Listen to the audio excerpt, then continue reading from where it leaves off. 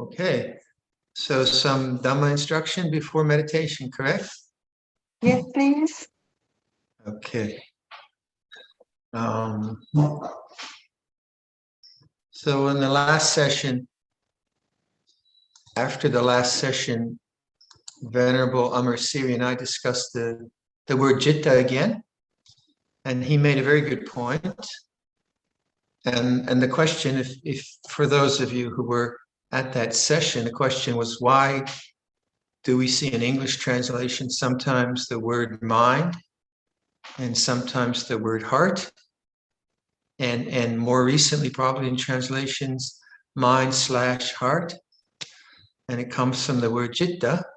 And Venerable Amar Siri indicated that it makes sense that mind/heart formulation, because part of the word citta is the knowing, and that would be the mind part, we could say. And then the heart part is that it includes everything. It's totally accepting. It's not discriminative knowing, so you don't get confused. So if you think about Luang Por Sumedho's statement, which I don't know if he uses it so much now, but he did. It's like this, and it all belongs. Right? Now, it all belongs isn't a social commentary. It's not a moral commentary. It's just that everything is Dharma that we notice. So, sweet and sour, it all belongs, but also horribleness and beauty, corruption and honesty, integrity.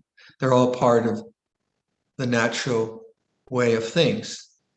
Some are morally reprehensible, and we say, no, that's not appropriate. But here we're not talking about a social philosophy. We're talking about where we can find the peace of the heart.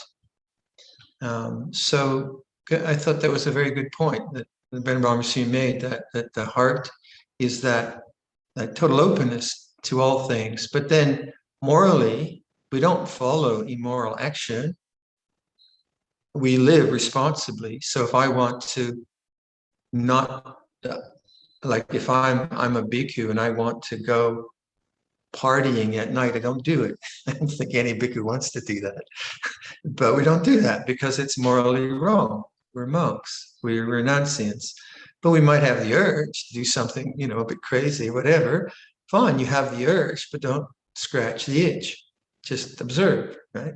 So sometimes if you don't get these sort of two realms of the Buddhist teaching, one is the social and one is the existential, or the realization of Nibbana, you can get very confused. So like I know that when Luang Por, there's one friend, when Luang Por says, or I say it also sometimes, it's like this and it all belongs, he finds that very almost not offensive. He finds it, he doesn't like that language because it sounds like it's a social statement that cruelty belongs. Well, it's not so much that it's right or wrong, but it is there.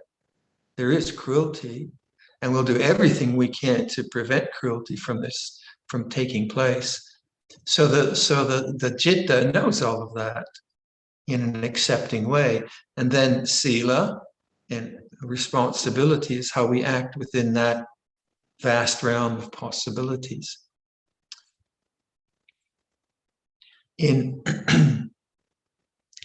I think Luang Por Cha would sometimes say, what is meditation? And he would say, Pakporn Chit. And Luang Por Sumedho would translate that as holiday of the heart, which is interesting. Now, previously I said, you need a good work ethic for developing meditation. And now I'm saying it's a holiday of the heart. Well, which is it? Is it a holiday or is it hard work? Well, it's probably both. I think initially, for me, at least I don't know about you, it was very hard work. Mind was restless. I didn't know how to compose the mind. I tried too hard. I didn't try enough. I was lazy. I was diligent. There was a lot of just difficulties of learning to meditate. And that's true of any craft, isn't it?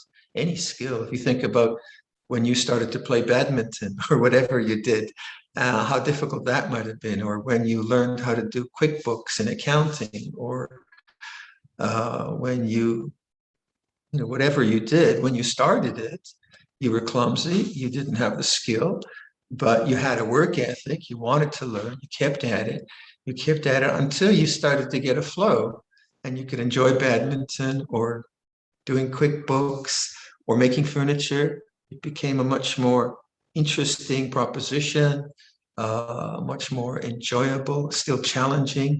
And I think that's true of meditation too. The beginnings of meditation are, it's hard to train the mind. Luang Por, everyone knows that. But then if you stick with it and go through the difficulties, then more and more meditation isn't something you do on a kind of special evening practice. It's all the time. You're in an airport. Well, we don't go to airports. So it's sometime we will go to airports soon, and I'll visit Thailand, I'm sure. You go to the airport, and rather than looking at your iPhone, you just come to emptiness. It's like this. You prefer that to distraction. And then you can watch everyone looking at their iPhones or whatever they do. Or you go to the dentist's office and you're waiting for the dentist. And rather than looking at the, what magazines they have, House and Garden magazine, rather than looking at that or whatever, you look at your mind, and you come back to that sense of resting the mind in non-grasping, resting the mind in awareness. And it really comes to that. It really comes to that where you do prefer, it's just nice to be and notice. So you have that possibility, but then even within experienced, even though you might have had a lot of experience in meditation, there will come times where you're going to face some loss, some difficulty, some confusion. You get blamed wrongly. Someone will get sick, someone will die, and then you're challenged. But what you have then is you have the equipment to witness this difficulty, this sense of loss, or the sense of unfairness or injustice or whatever it might be. You've got the equipment to be with it and bear witness to it until it changes and runs its own course. So it's very important to meditate when things are okay, because when things are not okay, you're not going to meditate. You're going to go to the default mechanisms that you've developed. And if you haven't learned how to just center the heart, center the heart, center the heart, center the mind, then the default mechanism will be anger or fear, and your mind will just run and spin in those directions, in those kind of ways.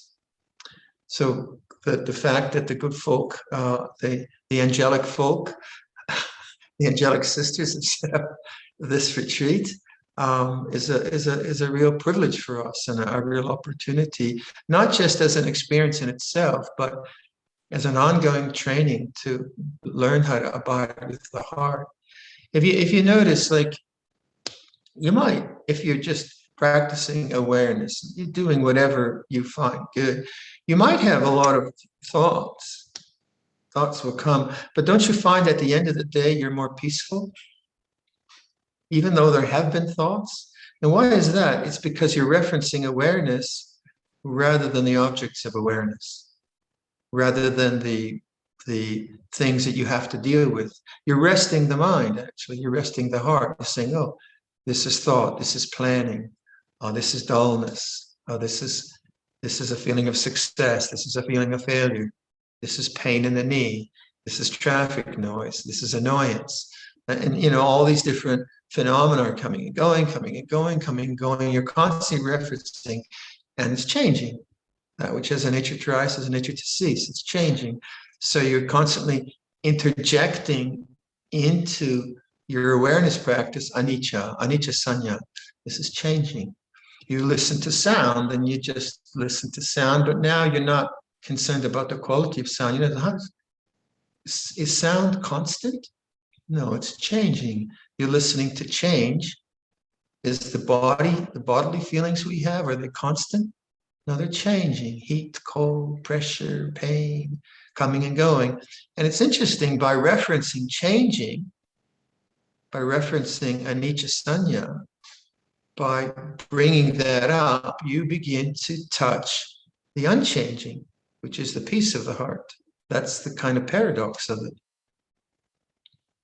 Even something negative, some emotional experience which is coming up, like anger at your neighbor or your in-laws or whatever it might be, and it's coming up, and it's got a lot of thought in it, a lot of bodily energy, and you're right. Oh, is this permanent? Is this anger I'm feeling right now? Is it constant, or is it changing? You see, the thoughts are changing, the body's changing. It's changing.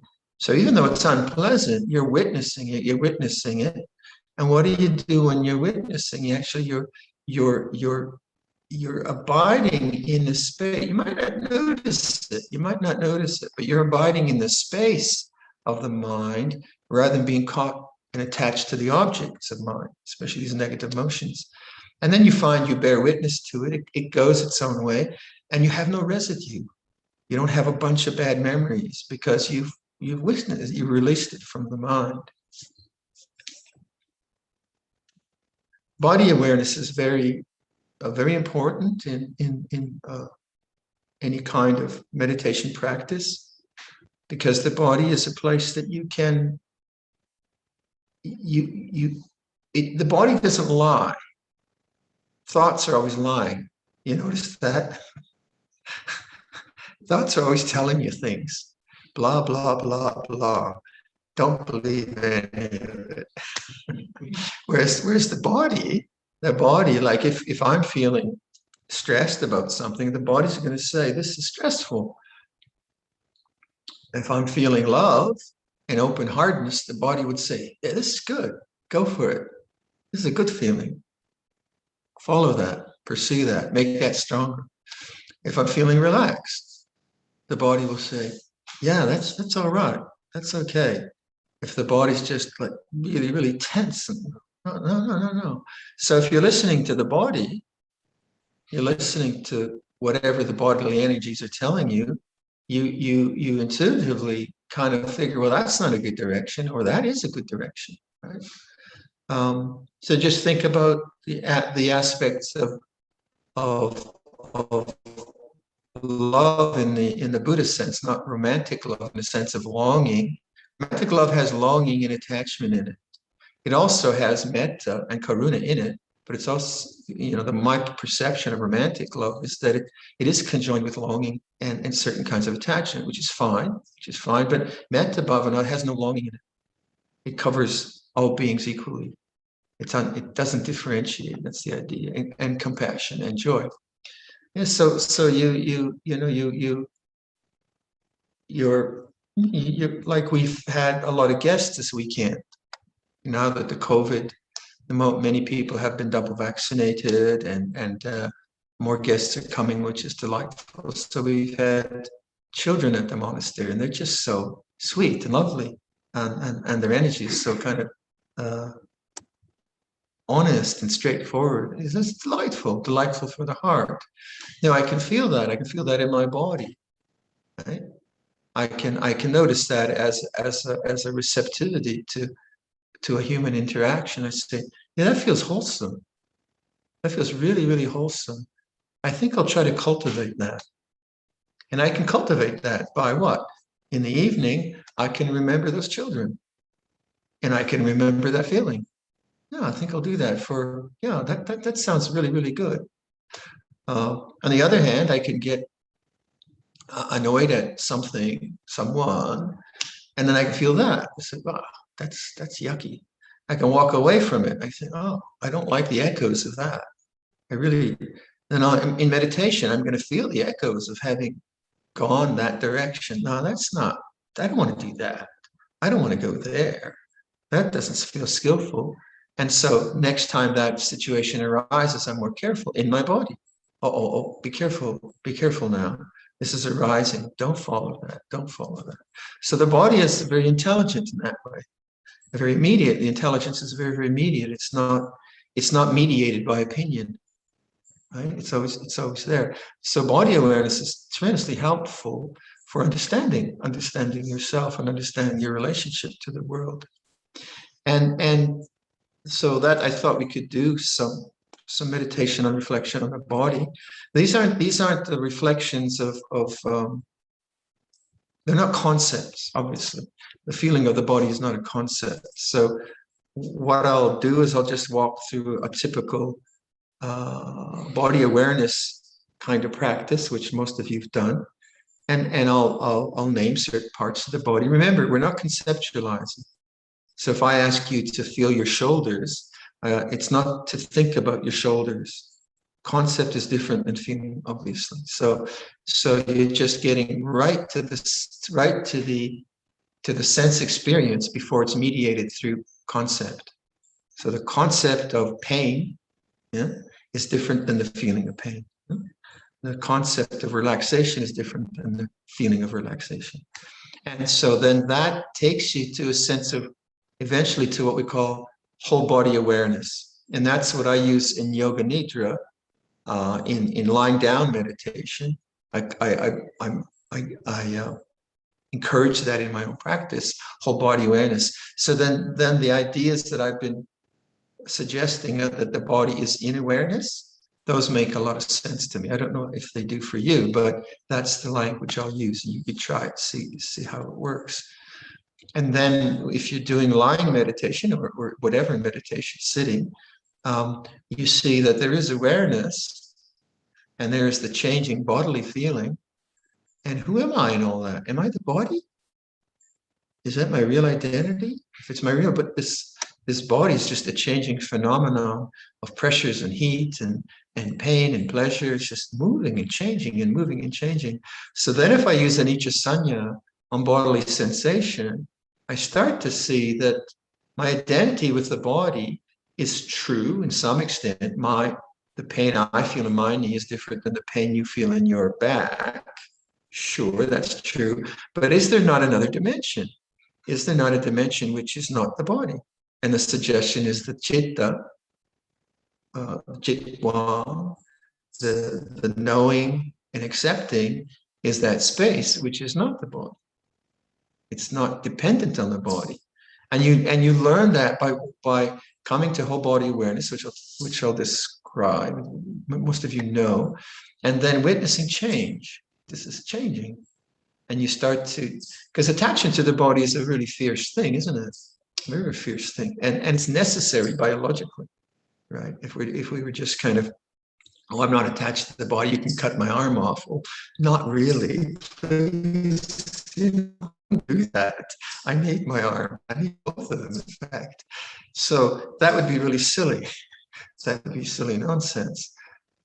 So when we say that, like anatta, the body is not self, that's a difficult concept, isn't it? It's actually really weird.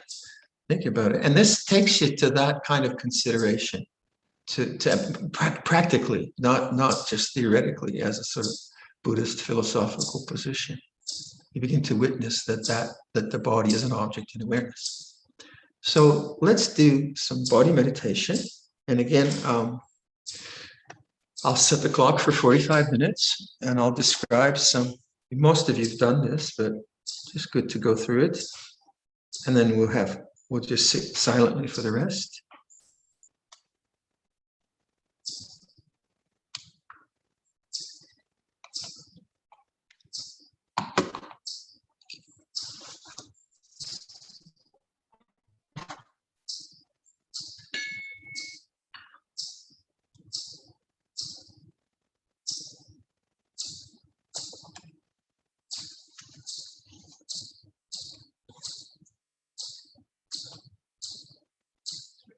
So set yourself up nice and stable, balanced. Always take time to arrange your posture in a way that's as comfortable as you can get. And then once you've done that, try not to fidget. Try not to shift around a lot. Just try to be still in the body. If you have to move, then move mindfully.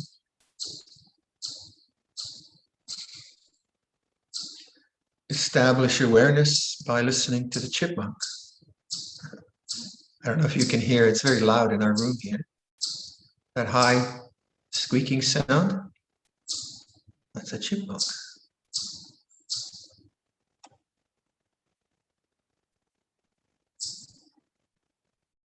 And notice how sound is changing. It doesn't matter what it's changing to, but notice the changing nature of sound. And to do that, what do you have to do? You have to not go out into the sound, but allow the sound to come to you. And there's a stillness and knowing change.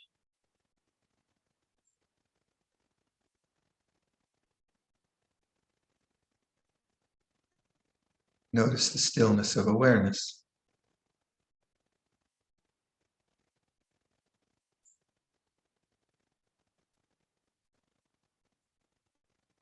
And then body itself, let's bring our attention to certain parts of the body. And I'll use the language, I'll say, make conscious some part of the body. And I'm using that language so that you're not kind of doing a hard focus, but you're just localizing your attention around that part of the body and allowing whatever sensations or feelings, allowing them to manifest. So it's a kind of welcoming attention. So begin with your face, begin with your mouth. Allow the feelings in your mouth to become conscious. So the stillness of knowing. And you start to feel your lips, or your teeth, perhaps the tongue. Let that just manifest.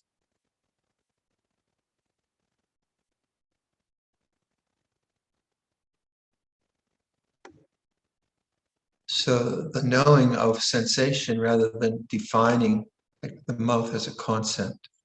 It's just a pure experience of that.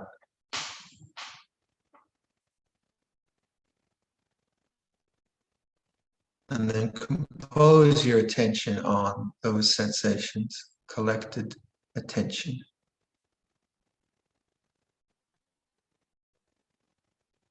And if there's no sensation, that's fine. If it's strong, that's fine. So we're not trying to manufacture anything. It is as it is. And it's changing. Notice the changing nature.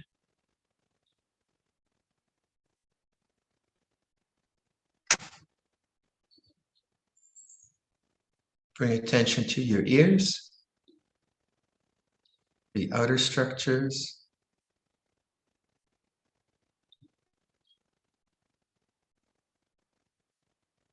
and the ear canals.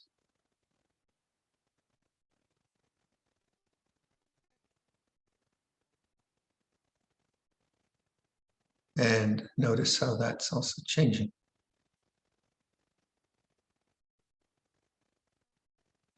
So some areas of your body are more sensitive, some are not, which is fine. Doesn't really matter. It's this awareness of change that we're concerned with. Bring attention to your nose,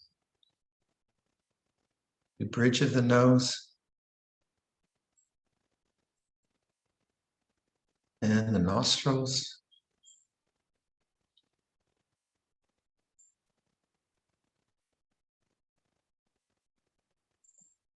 Now, sometimes when we do anapanasati at the nose, we become tense. Like your eyes get tense because you're looking for something at the nose. Here, we're not doing that. So if your eyes are getting tense, notice that. Just relax the eyes. But feeling the nose, the end of the nose, very sensitive.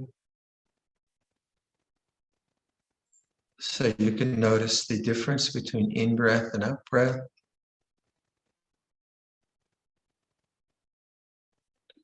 So you can really collect your mind on the feeling of breathing at the nose.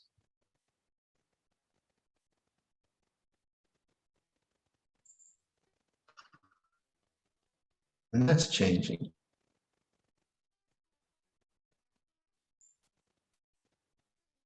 And feel your eyes, the eye sockets,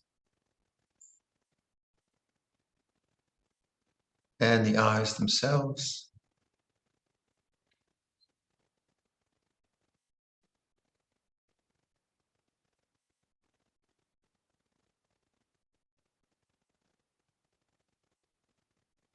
Silent witnessing change.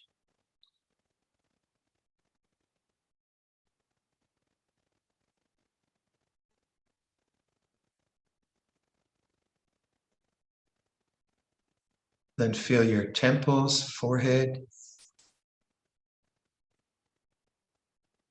Let that become conscious. So don't strain looking for something, don't get tense, just allow it to manifest.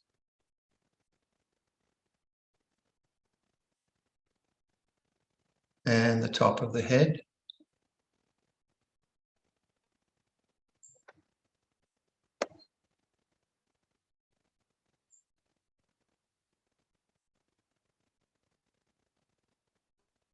The back of the head.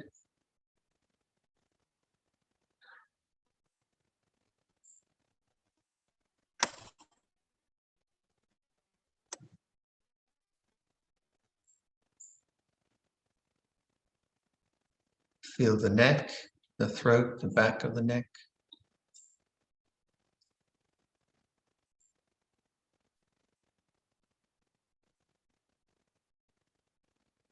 Now feel the whole head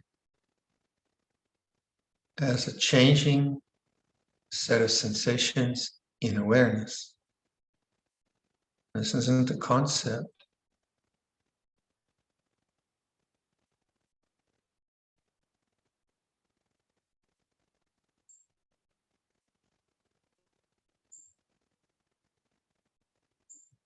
Feel your shoulders. Let the feelings in the shoulders become conscious.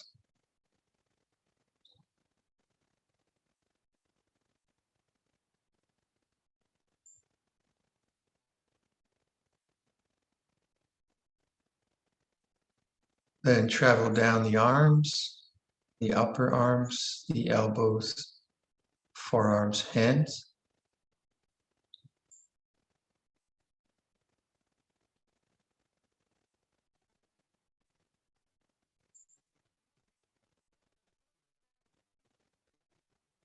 And notice how that's changing. Sensations are changing.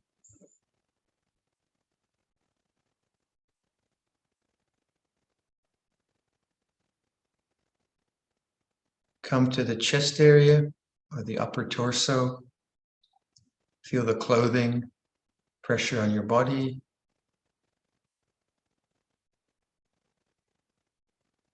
Feel the rib cage, the lungs, the heart, whatever you feel, the back, spine, whatever you feel in the upper torso. Let that manifest. You don't have to look for any of those parts. Just let it come into consciousness.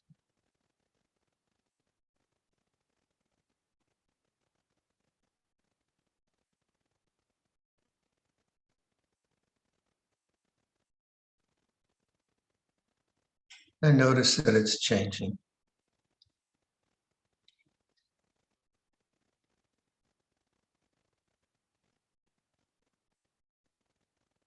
The abdominal area, the lower rib cage, the lower spine, intestine, stomach, large area, skin, whatever, let it manifest.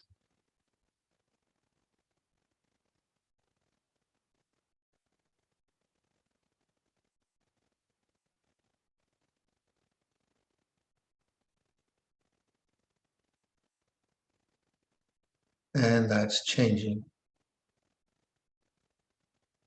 Notice change.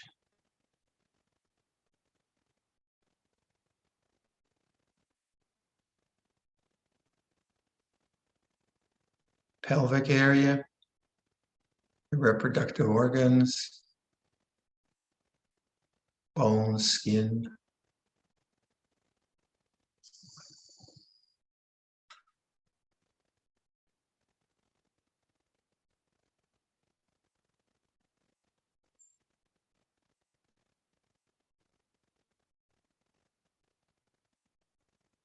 Feel your hips.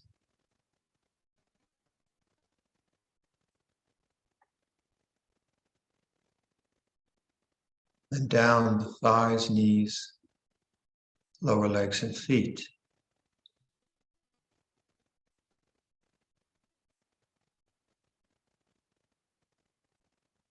And notice change.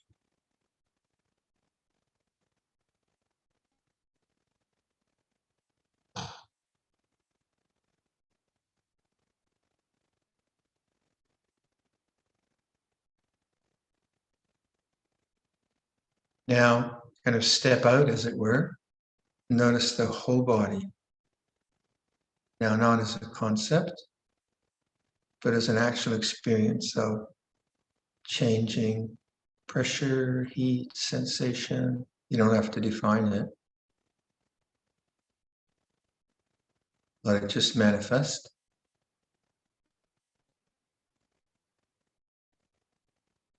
And this is in awareness.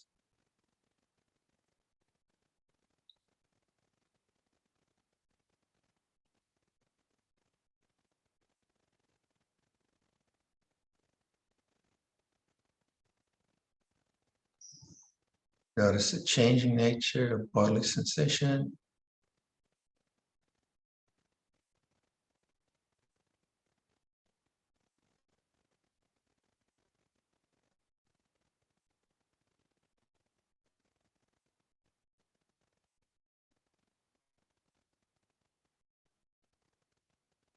So thoughts will come and go within this, and they're also changing. Keep referencing change, anicca.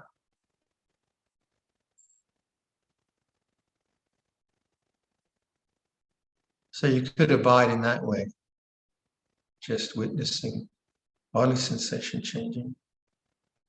Or you could choose some aspect of the body and focus on that. So the breath, if you want to choose the breath is in awareness. So you feel an in-breath, composed, collected, attention, changing nature of an in-breath, and the changing nature of an out-breath. So that's helpful because it's one particular cycle area.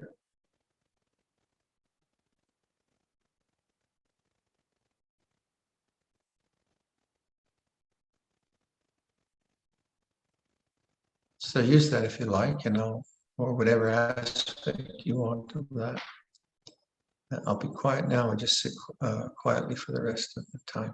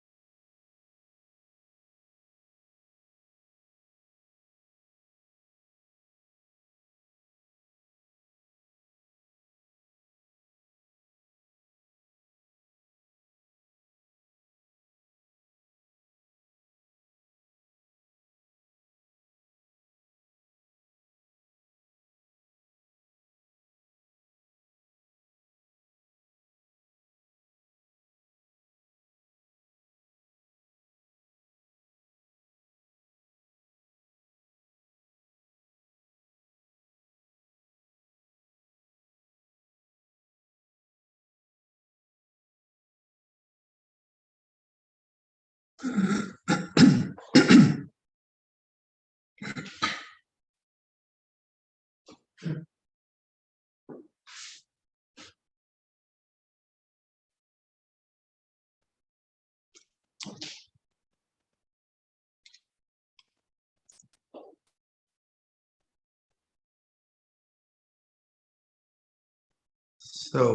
if you're in Thailand or Singapore, Malaysia, Perth, it's your morning of a day of practice.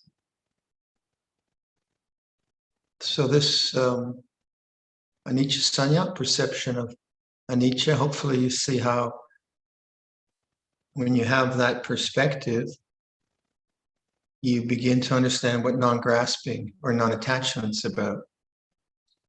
Non-grasping doesn't mean you don't have negative emotions, or that doesn't mean anything about the quality of the experience. It rather points to a possibility of not attaching to the quality.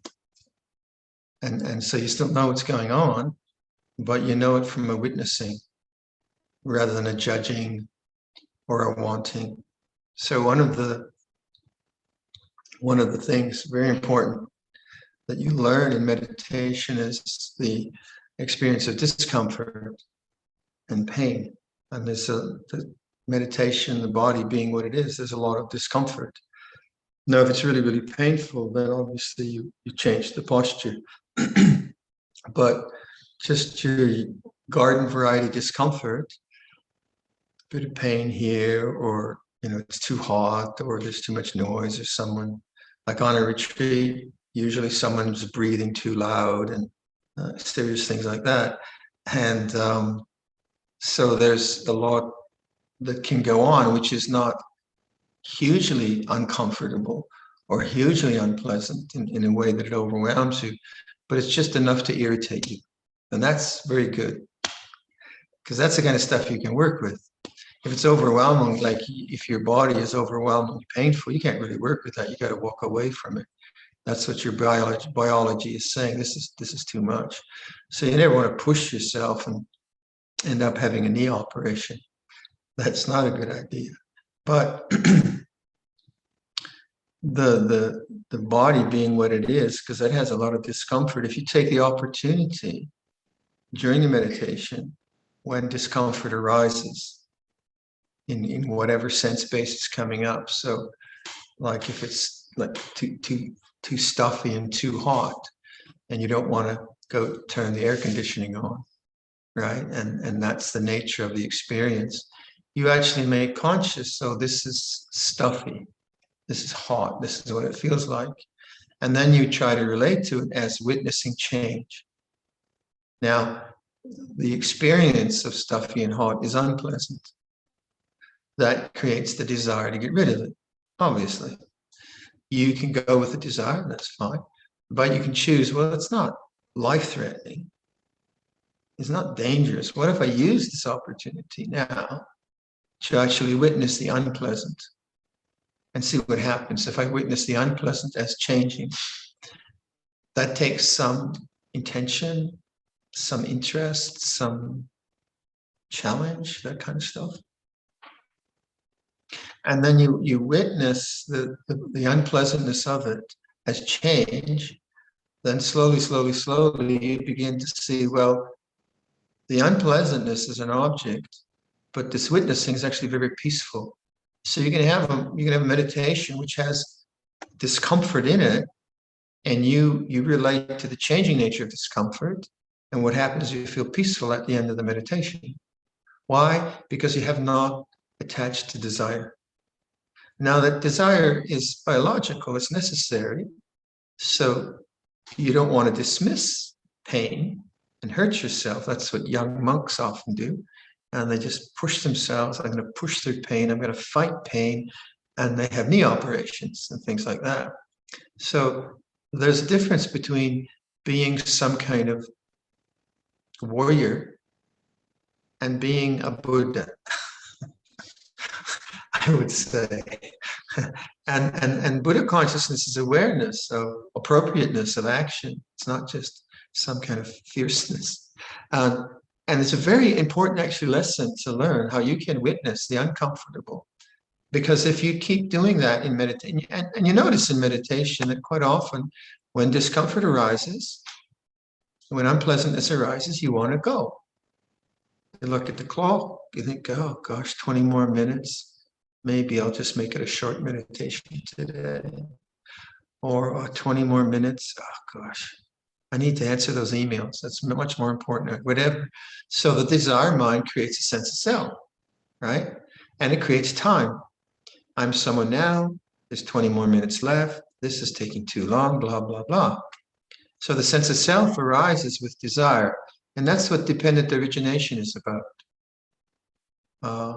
With craving as condition, there is attachment. With attachment as condition, there's a rebirth of self, personhood arises. And if you notice that, how the mind is thinking and looking at the clock and wanting to move and how to get out, and maybe I should have some tea. And so that's attachment. That's what's going on there. That's what we mean by upadana and rebirth. And you step back a bit. So, well, what is this physical experience like now? What is it really like to feel discomfort? And you bear witness to it. Then you see the sense of self doesn't arise. It wants to arise, that's desire, but you just stay with the desire before it goes to upadana.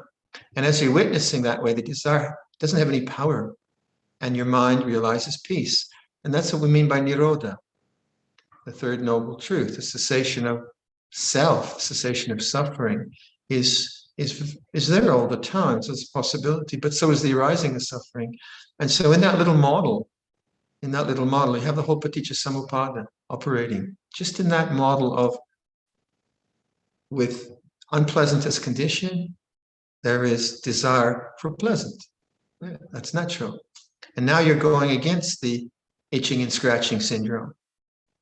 You're taking the position of the Buddha knowing Dharma. So this is how you can work through pain if you want to in a retreat or in a meditation. You use it as a Dharma reflection rather than as willpower. Now, I don't know about you, but when I was younger, I would just do everything, a lot of things I would just do through willpower. So just to willfully not move, which didn't make me peaceful. And of course, then I didn't want to meditate. And then I understood, no, it's about reflection. Pain is the part of life. And then in that reflective attitude, you strengthen witnessing, you strengthen the perception of change, and you start to have confidence that discomfort's okay. There's a place in the heart that can be with discomfort. And yet, when you need to move, you move. You don't hurt yourself. It's not some, and then you move mindfully and you get into another posture. Fine, not a problem. And this is very helpful in sitting posture, and not just helpful. I would say it's very important, isn't it? Because that's what the body does. It creates pleasant and unpleasant, right? And so on. So it's actually, I think, a very important lesson because it's so safe. It's not, and it happens all the time. Every meditation, probably around the last 10 minutes, you're hoping it'll stop, unless you're really blissed out. If you're blissed out, then good on you, not a problem. So then you start to understand what stillness of body is about. Because if we take a posture and we make it as comfortable as possible in a chair or whatever, and then you say, no, I'm just going to be physically still and hopefully mentally still. I'm going to try that, stillness of being. So first of all, the body. So you set it up, and then you want to make the body right. You want to scratch something. You don't do that. You don't keep adjusting because that'll just be restlessness. And then as you don't, you kind of settle into your posture. Again, you don't hurt yourself. And then you notice like discomfort and the desire around it. And you stay with witnessing change.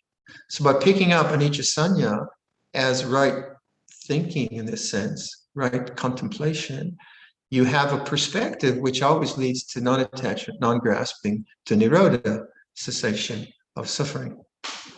Now, this is very helpful in doing yoga nidra, I explained that earlier, the lying down meditation. If you want to try that, and yoga nidra, that very much happens. It's that you know you're comfortable. You know darn well that whatever twitch or discomfort you have, you can bear with it. It's no big deal. So you lay down, but you want to move. You want to scratch something, especially if you're doing it for a while. You want to roll over on your side because that's the posture of annihilation, where you can forget everything. But now you're not trying to annihilate consciousness. You're trying to actually deepen the silent witnessing. So then the posture is very good for that because it's okay, unless you have some real back issues or something like that. But normally, if you set it up right, you put lots of pillows under your knees. You get your knees high, get your neck set up. You lie out in Sarvasana, in corpse posture. And then you witness the body in the same way. So this is what I mean by whole body awareness. So as we went through different parts of the body, then I said, now step away, step back, as it were, and witness the body as changing sensations in awareness. And then hopefully notice that, that's just a phenomenon going on in consciousness, in awareness. But that's what we use in what I use in Yoga Nidra. So lay the body out, sweep through the body, and then step back, as it were, and notice, so this is a changing sensation. And notice change, witnessing change. And then very, very quickly within that, there's the desire to scratch, desire to itch, shift a shoulder, shift a leg. Don't go there. Stillness of body, stillness of body. And again, it's the same idea that by not responding to the desire to move, which is a restlessness, by not responding to that, but by witnessing it, it ceases, and you have nirodha again, the cessation of suffering, peace and silence in that posture. And then if you know how to stay awake within that posture, then you can hold a posture for quite a long time. It's physically very, very obviously easy to do. The mattress is doing it for you. And then you can investigate things like very subtle things like effort itself, because you don't have to hold up the body. And you can really investigate subtle things. Trouble is, many people fall asleep in the posture, and it doesn't work for them. But one interesting thing about this posture is, even if you fall asleep, because you're on your back, as your mind starts to dip into sleep consciousness, you'll probably snore, or at least snort. Like a little pig or something like that. And it's interesting that bit of noise alerts you and brings you back to awareness, but your mind is actually dropped into a deeper level of peace, because deep sleep is very peaceful. So it's an interesting exploration where a bit of snoring is your kalyanamitta. Now, a lot of snoring means you're lost. And that's okay too, because you needed to sleep. But then you might notice it or something, maybe your neighbors will, or something like that. But I really, if you want, I'd recommend trying that posture, because it can be it's an interesting exploration where you're not limited by the body's capacity to not feel a lot of strain. It's a very, very interesting posture. But I think the main thing I'd like to emphasize is that the investigation of discomfort as a nature rather than as me trying, having discomfort, because you really see the difference between attachment to body, me, I have to do something about it, and witnessing body as a sankhara, as a phenomenon in nature that is changing and arising and ceasing. That's a very liberating kind of perspective. All right, I think that sort of covers it enough for today.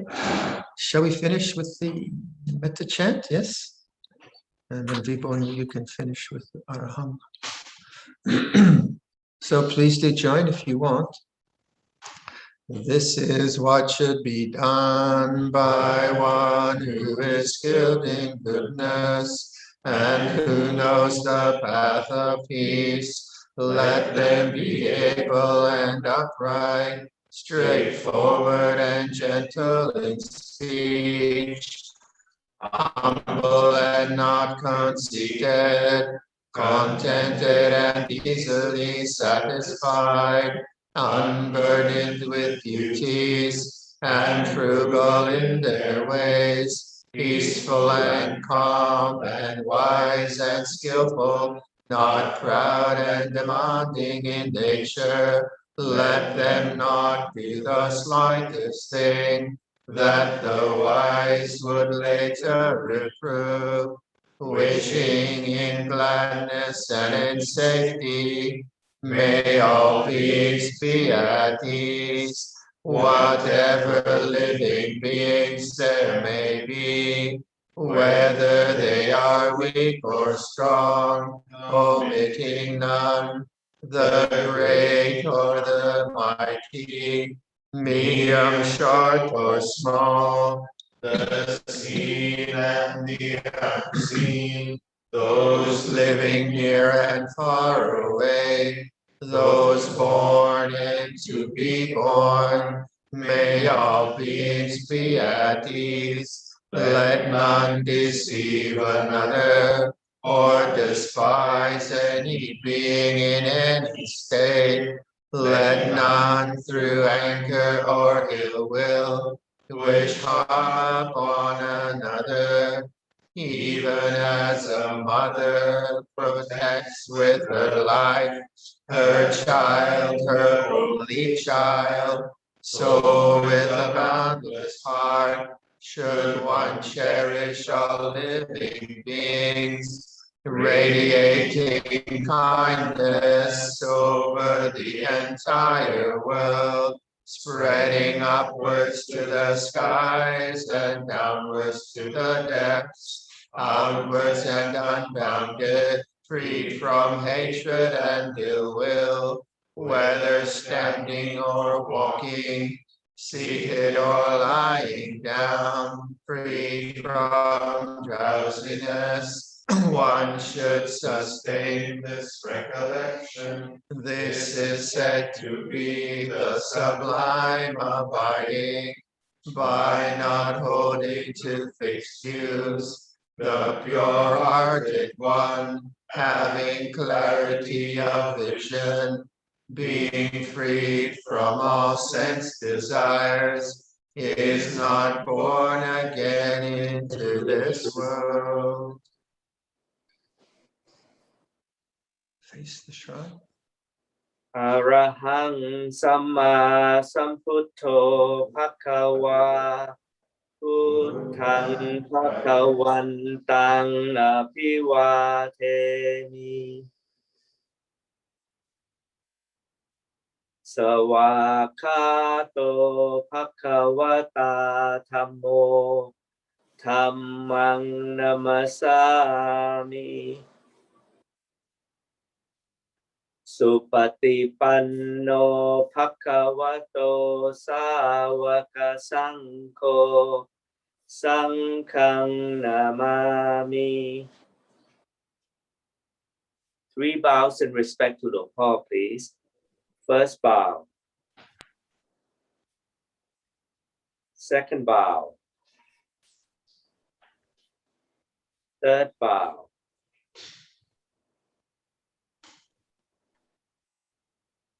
Okay, everyone. Thank you, Luang Por. Thank you, everyone. See you next time. Bye-bye. Have a good evening. You too. Okay. Ciao. Auf Wiedersehen. Tschüss. Bonsoir.